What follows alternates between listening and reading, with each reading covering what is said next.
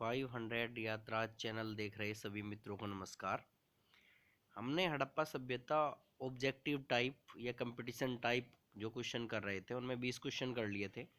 अब उससे आगे के कुछ 17-18 क्वेश्चन है वो करते हैं, इस लेसन को निपटा देते हैं। फिलहाल हड़प्पा सभ्यता का जो इम्पोर्टेंट फैक्ट हैं वो सारे इसी में कवर हो जाएंगे। तो फिलहाल 21वें प्रश्न पे चलते हैं।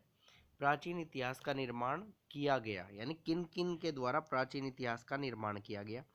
तो प्राचीन इतिहास के लिए हमारे पास कोई लिखित साक्ष्य तो होते नहीं है, तो हम निर्माण किससे करते हैं? तो इन चीज़ों से करते हैं। पहला, साहित्यिक स्रोतों के आधार पर करते हैं, विदेशी यात्रियों के विवरण के आधार पर करते हैं और पुरातात्विक अवशेषों के आधार पर करते हैं। साहित्यिक स्रोत भी कुछ स्रोत ऐसे हैं जो बहुत प्राचीन काल से नहीं लिखे गए, बाद में आके लिखे गए। जैसे हड़प्पा सभ्यता के बारे में अवशेषों के आधार पे ही लिखा गया, तो उनके आधार पे माना जाता है। लेकिन इनमें सबसे प्रमाणिक माने गए हैं प्राचीन इतिहास के लिए पुरातात्विक अवशेष। लेकिन अगर ये ऑप्शन में आ गए तो तीनों पे टिक करना है।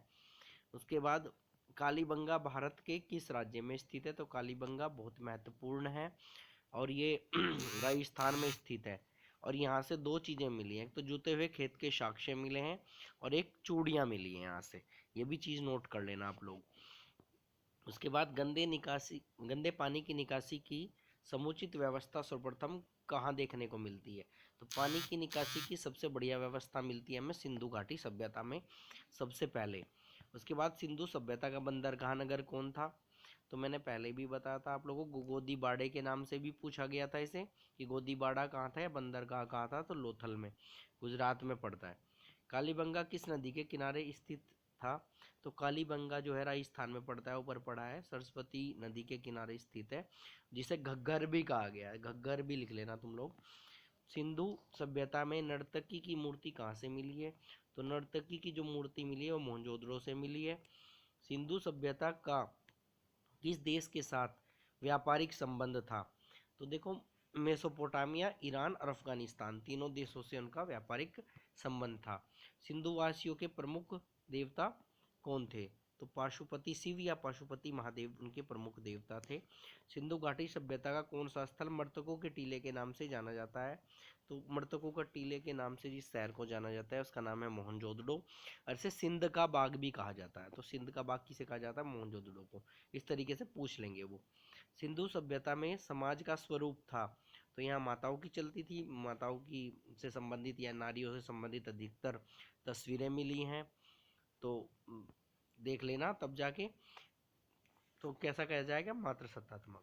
सिंधु सभ्यता का क्षेत्रफल किस प्रकार का था? तो त्रिभुजाकार था लगभग। किस सिंधु स्थल से महिला और पुरुष को एक साथ दफनाने के साक्ष्य मिले हैं? तो राखी गढ़ी से मिले हैं। इसके अलावा कुछ साक्ष्य लोथल से भी मिले हैं भाई।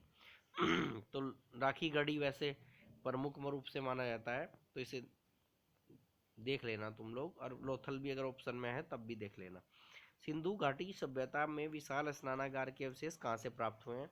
तो विशाल स्नानागार और अन्नागार, अन्नागार भी पूछ लेगा, वो मोहनजोदड़ो से मिले हैं। और सिंधु घाटी सभ्यता की जुड़वा राजधानी थी, तो इसकी हड़प्पा और मोहनजोदड़ो इसकी जुड़वा राजधानी मानी गई है। राखालदास बनर्जी को मोहनजोदड़ो के अवशेष किस वर्ष मिले? तो 1922 में मिले थे और 1921 में हड़प्पा की खोज हुई थी, तो मतलब एक साल बाद। हल से जुते हुए खेत के साक्ष्य कहाँ मिले हैं? मैंने ऊपर बता दिया था, कालीबंगा में मिले हैं। पाशुपति महादेव की मोहर पर निम्न में से कौन सा जानवर पाया गया है? देखो, एक मोहर मिली है, आदि योगी की कही गई है, वो आदि योगी की या पाशुपति शिव की है, और उस पर कुछ जानवर हैं। तो कौन कौन से हैं? हाथी, बाघ और भैंस। तो ये तीनों हैं, ध्यान रखना। इसके अलावा अगर कोई पूछा जाएगा तो नहीं है। उसके बाद ये प्रश्न नंबर 38 होना था, गलती से 42 हो गया है। तो किस स्थान से शतरंज की तरह के खेत के प्रमाण खेल के प्रमाण प्राप्त हुए हैं? यानी शतरंज की तरह के पासे मिले हैं कुछ खेल कि ये शतरंज खेलते होंगे, तो लोथल से मिले हैं। फिलहाल आज के लिए इतना ही। धन्यवाद आप लोगों का।